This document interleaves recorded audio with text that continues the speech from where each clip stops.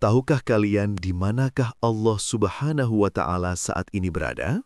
Dan dari mana Allah itu berasal? Bisa melihat Allah adalah hal yang sangat mungkin bagi manusia. Dan itu merupakan puncak kenikmatan di alam semesta ini. Dalam ajaran Islam, orang-orang mukmin kelak akan diberi kesempatan untuk melihat Allah Subhanahu wa Ta'ala ketika di akhirat. Kepercayaan ini adalah bagian dari keyakinan Ahlus Sunnah wal Jamaah dan dianggap sebagai salah satu kenikmatan terbesar di surga, bahkan di alam semesta. Dalam Al-Quran, Allah Subhanahu wa Ta'ala berfirman, wajah-wajah orang-orang mukmin pada hari itu berseri-seri. Mereka melihat Tuhannya. Quran Surah Al-Qiyamah ayat 22-23.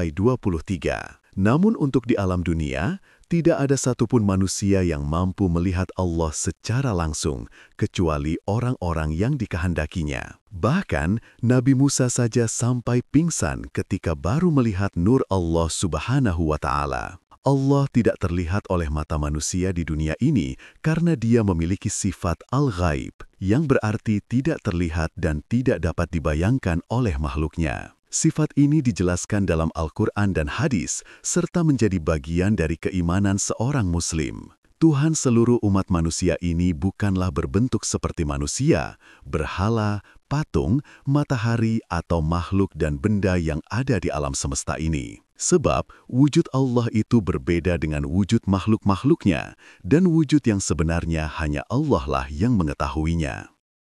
Lalu pertanyaannya, di manakah Allah sekarang berada? Ayat-ayat Al-Quran dan hadis-hadis syahih menjelaskan bahwa Allah itu berada di atas arsy atau yang sering diartikan sebagai singgasana Allah.